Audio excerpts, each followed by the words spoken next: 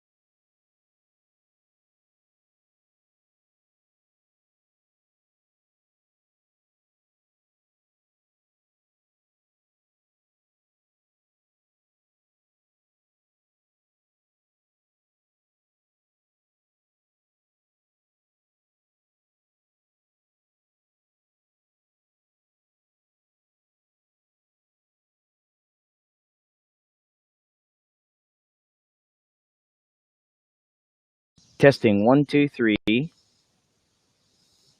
Testing one, two, three. All right.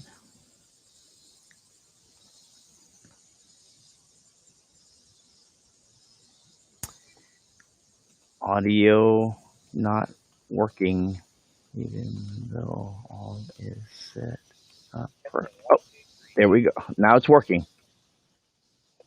Okay. Guys, I have no idea why it just starts working out of nowhere. I've got everything set up properly. All my connections are solid. But anyway, it looks like it's working now. So that's good. That's good. Let's we'll have a special prayer for this receiver. We've been getting a lot of mileage out of this thing, but I don't know what the deal is. But all right, guys, we are on. All right, we are good. Sorry for the delay. All right, we're gonna start. We're gonna have a special prayer for the microphone. All right, ask our God to provide for this microphone because it has a mind of its own. Okay, so let me turn this off. Okay, now that I know it's working, I've turned off the audio on Facebook. I know that everything is good. Let's start with a prayer, and then we'll begin our Bible study this morning. All right. We're in Luke chapter 12, by the way, so get your Bibles open. We were there last week. We're over there again this week. We're getting toward the end of the parables in our study. And so anyway, that's where we're at right now. Let's go to our God in prayer. Father, thank you very much for the blessing of this morning. I thank you for allowing me to be outside, for the rain being able to hold off, and for the not so hot and muggy temperatures of morning hours. And so we thank you for that. Just like clockwork, every so many years we hear the cicada, and they're out in great number this morning, and just beautiful to be out in your country, your backyard, if you will, nature. And so thank you for that. And I thank you for allowing us to be able to have the means by which we can have this study. I'm just thinking about the parable this morning, and we're dealing with riches, and it's the ability of the wealth that we have in the society that we live that allows for this Bible study to take place over the waves. I mean, just the audio equipment is so much money, and then the laptop and the internet service, and then the subscription to the ability to use Restream, and there's all these expenses, and you've provided for it all, and we give you thanks for it. And I pray now that you'll bless us with the endeavor that we have in checking our hearts to making sure that we are walking worthy of your gospel call, and that all will be done so that we are rich towards you in everything that we do. Forgive us when we don't do that. Help us to open our eyes by your graciousness and your mercy rather than your hard hand, because, well, we appreciate your graciousness. So thank you in the name of Jesus. Amen. All right, guys. Let's see where we are. Everything is working out good. So here's the thing. We're in Luke chapter 12, and we are talking about the parable of the rich man, right? And it's based upon a conversation. And this whole area of Luke's gospel account is from a standpoint of where is our walk, and are we rich in our love for God and for one another? And this is in stark contrast to a conversation, an argument, if you will, that a brother had with his other brother after his father passed away, at least seemingly, because there's an inheritance, and you usually get it when the father passes away. So let's begin in verse 13, and we'll read through this and read through the parable and kind of make sense of the context, if you will, and at least to the best of our ability, and then get right at the heart of what Jesus is teaching. So Luke chapter 12, beginning in verse 13. Then one from the crowd said to him, "Teacher, tell my brother to divide the inheritance with me."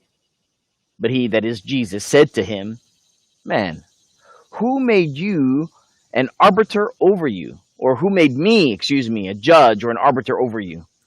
And he said, "Take heed and beware of covetousness, for one's life does not consist in the abundance of things he possesses."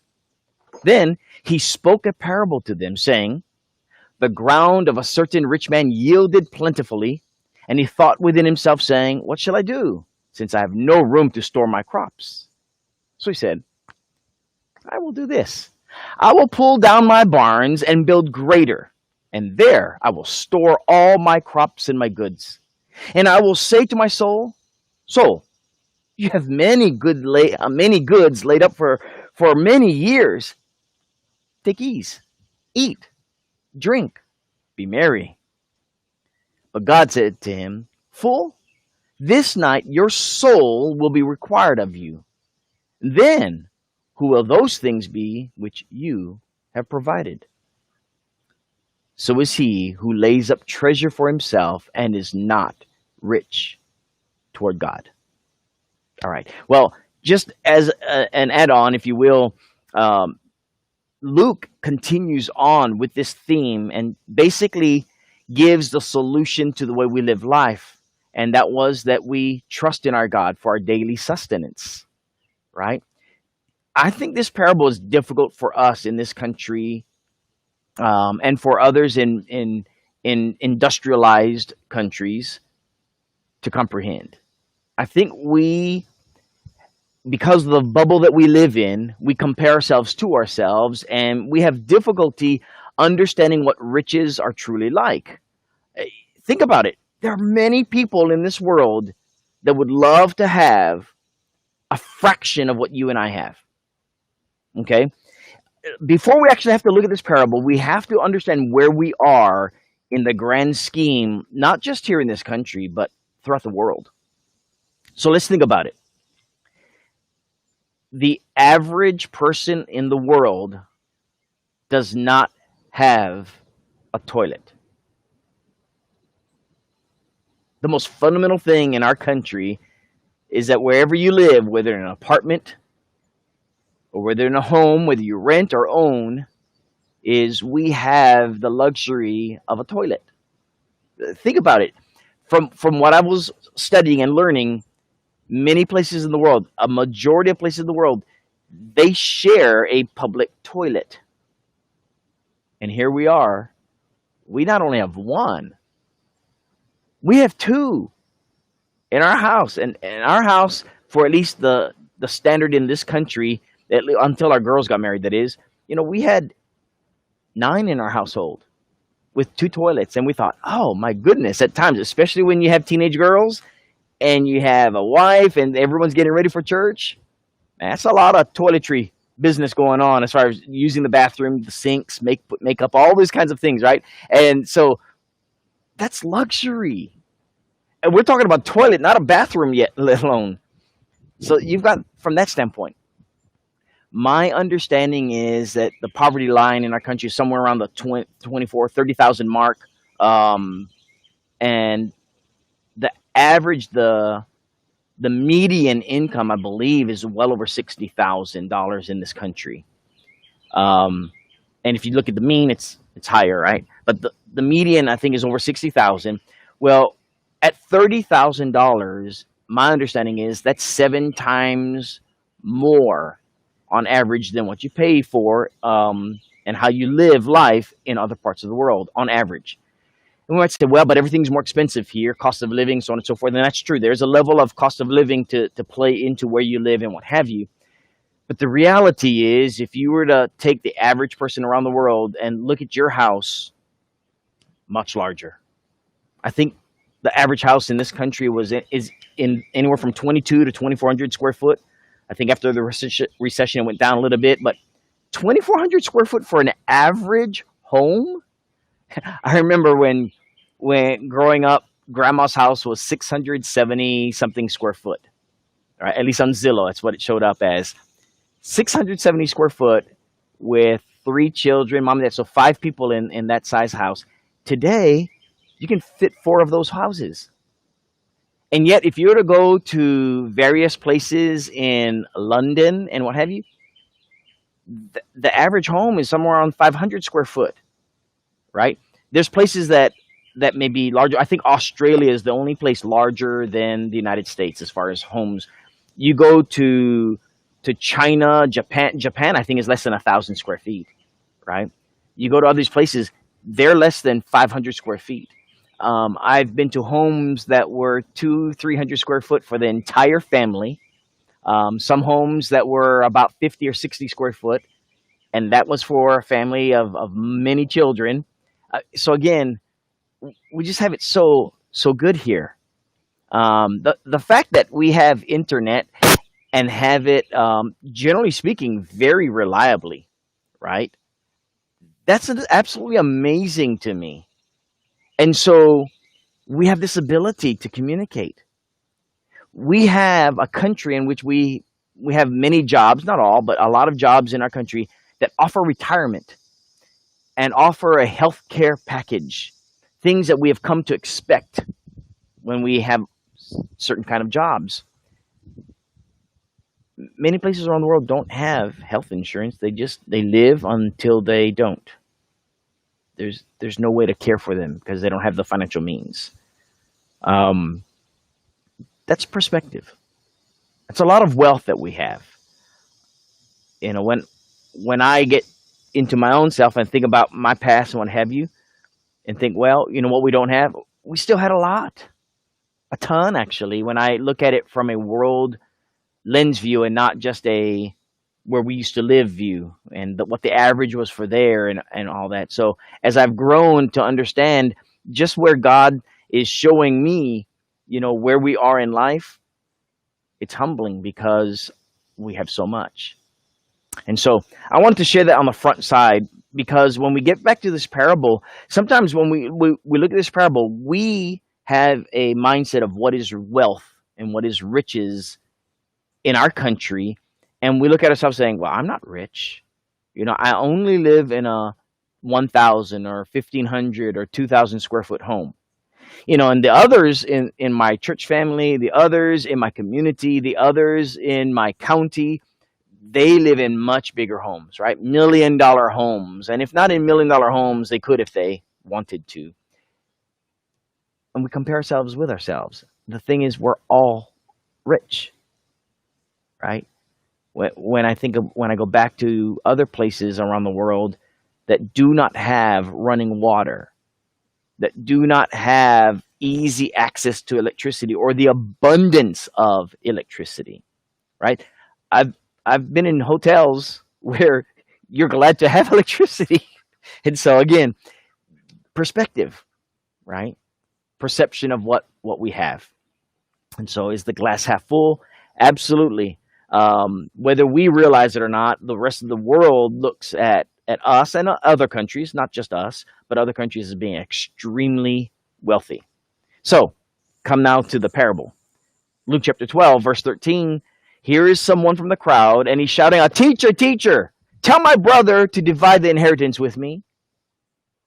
Well, it sounds like dad has passed away, that there is an inheritance, so there is money, and that's over and beyond what this person is doing to live life, and he wants his share. In all, for all intent and purposes, it sounds like it would have been fair for him to get whatever portion was due him from a standard cultural practice, right? Your father passes away, there is an inheritance, you get what is due you. And so what he's asking seems fair, except for Jesus gives us a different standard. Think about that. He says, who made me, judge or arbiter over you and your brother for that matter? And so he took that opportunity to teach about covetousness. This is not a person saying, I wish I had someone else's inheritance. I wish I had that person's wealth. It's something that was already going to be his and his brother's, and his brother didn't share it with him for whatever the reasons are. And Jesus says, beware of covetousness. When we think about it from that standpoint, how many of us then would be guilty of covetousness when what we are thinking and what we are justifying is fairness, justice? And Jesus is saying, listen, you already have what God is blessing you with every single day, and you want more? You want your father's inheritance? He worked for it, not you. I mean, there's a number of things we could get into that Jesus didn't even share. All Jesus says is, one's life does not consist in the abundance of things he possesses. So when I compare my life with other people, I feel like I don't hardly have anything. And then when I just stop and listen to the words of Jesus, and then I just look around. I'm looking right now. You're facing the backyard. And this is, you talk about being rich. This backyard is a park. My family and I, we're living in a park. That's how wealthy we are. And I thank God and I thank our church family for being able to have this amazing place that we live at. And so I think, wow, beware, because one's life does not consist of the abundance of things. I already know this truth. You already know this truth. That's the Lord's teaching. Sometimes we need to be reminded. And I believe for us, it's difficult for us to get a sense of this parable unless we realize, first and foremost, unless we acknowledge, and I'm speaking to every single person, unless you live outside of this country and you are listening to this Bible study, you and I are all rich. Okay? We have to be able to admit that. We may not be rich according to our neighbors and being in comparison to our neighbors in the county or city that we live in, but to the rest of the world, they would look at us as like, are you crazy? You all are rich. So he speaks the parable to them as a result. And he says, here's a man who's wealthy, and he yielded a lot, like plentifully.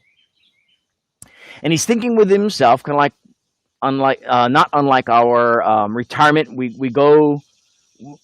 think in our head, I need to go get my financial advisor, right? I don't have one, never had one. Well, I take that back. My first year as a school teacher, I had a financial advisor because it was provided for all new teachers. But other than that, I've never had a financial advisor. And it's just imagine your financial advisor saying, here's where you're building up your barns. Here's your retirement account. Here's your 401k. And this man is saying, what am I going to do? Because I've maxed out my IRA. Now what? Oh, there's another pension plan. I can put money in the stocks. I can do. None of these things are wrong, by the way, right? None of these things are wrong. But he's thinking to himself along these lines is what I'm saying. So for him to say, I've got all this stuff, and what am I going to do with it? That is not wrong in and of itself. The point is that Jesus is attacking is covetousness. And that's what we're going to do. But we got to get there, right? And so this is a man who's wealthy. He's got a lot of stuff. And as a result, he is mentioning just how he's going to be able to deal with what he has because he's got too much. And he's already got a barn. Aside from the house that he's in, he's got a barn and a building that's storing his stuff. Today, I think it's one of the quickest growing industries, I guess you call it, the storage industry. We have 1, 2, 3, at least 4 in Spring Hill and more being built of storage. That's because we have so much stuff, right? Whether we live in a small apartment and we still have too much stuff, or we live in a big house and have too many things that we do yard sales and garage sales, we purge. And what do we do after that? Buy more stuff, right? Because we want the nicer and the better. And so this is the mindset. I don't have any room to store my crops. So he said, I'm going to do this. I'm going to pull down my barns. I'm going to build a greater barn. Looking back over here, my neighbor has a huge barn, but he's got a bigger crop. And so that's what you do, because you're going to have ability to store your things. He's going to store his crops and his goods. And then after he has all of this, he's like, all right, I think my 401k, I think my stuff is where I want it to be. I'm going to take it easy now. I'm going to live the good life because I've worked hard for it. And again, that's not wrong to do any of these things, right? Here's the thing. And this is where God is using this parable to expose the person who wanted to have his inheritance. Remember, that's all he was asking for. He was not talking about big barns or anything like that. This is the parable from Jesus. And Jesus is giving a perspective to the person who wants his inheritance, let alone us in the 21st century with our income, with our retirement plans for those that have it. He says, fool, this night your soul will be required of you, and then whose will those things be that are in that great barn that has crops and possessions that you provided? Because that's his inheritance that he's going to leave to his children when he's no longer able to use it. And here's the point. Jesus said, so is he who lays up treasure for himself and is not rich toward God. And that's what's so humbling to me. I will be passing on the road, and there are times when, I look at someone, I may have like $5, $10, $15, $20 in my pocket. Some of you are like, what, only that much? Cashless society, that's where we're headed, right? So, but I have just a little bit of cash on hand. And that person may or not be hustling. That person may be legit or not legit in panhandling. That person may be in a legitimate need or not. I don't know. And right, I'm not the judge of the hearts of men. But I can easily go to a place and grab something to eat. And many people can't. And without going into detail, are they drug addicts or not? Are they using it for, selfish means? Are they just getting money? All that is beside the point. Okay, we can bring that into the conversation at some other point for a variety of reasons, but here's the point here. You who have the ability to do good in helping others and do not do it, that's wrong. Especially when we've been given so much. We are told by Jesus after this parable is over to seek first the kingdom of God, right? Our lives every single day are such where we go straight to the refrigerator and we look and we're, it's out of something I want. I mean, it's got tons of other stuff, right? You'll notice. And some of us in our modern way of living, we throw food away. Here's Jesus telling his disciples, don't worry about your life, what you're going to eat, your body, what you're going to put on. Life is more than food. They're living from day to day, putting their trust in God.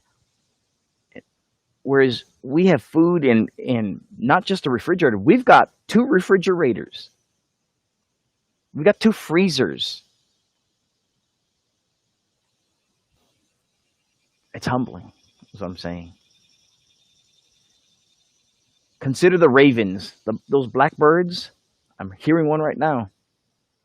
They don't sow, they don't reap, and yet they're fed every single day. God provides.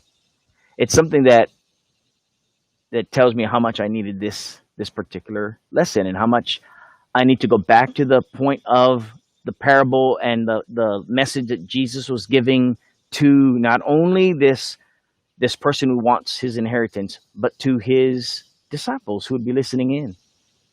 He says, basically, if I could reverse the wording of Jesus, lay up treasures for God. Lay up heavenly treasures. Lay up divine belts, if you will, money belts. Be rich toward God. Help those who are in need. And when you do that, it's okay that you're wealthy. But don't be rich toward self and then tell someone else, I just don't have the means.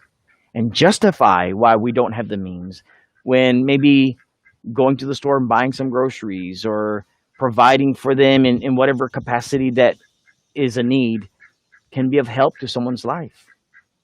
And so it's a simple lesson. My goodness, it steps all over my toes.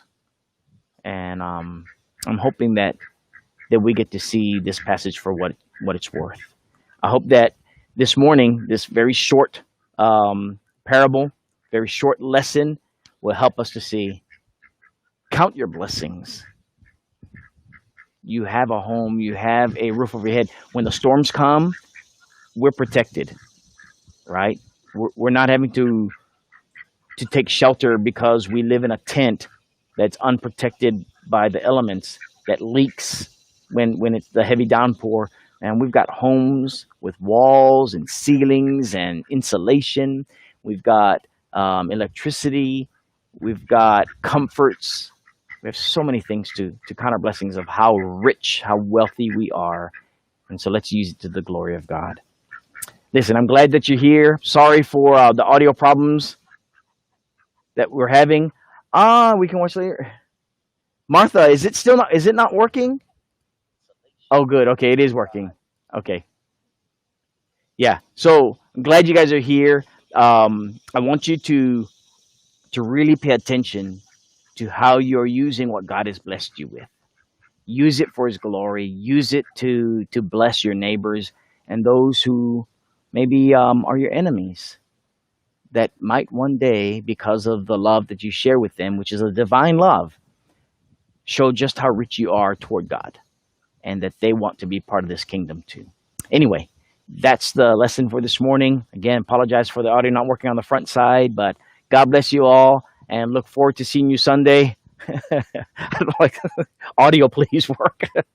So we thank God though for it. And anyway, we'll see you then. Take care.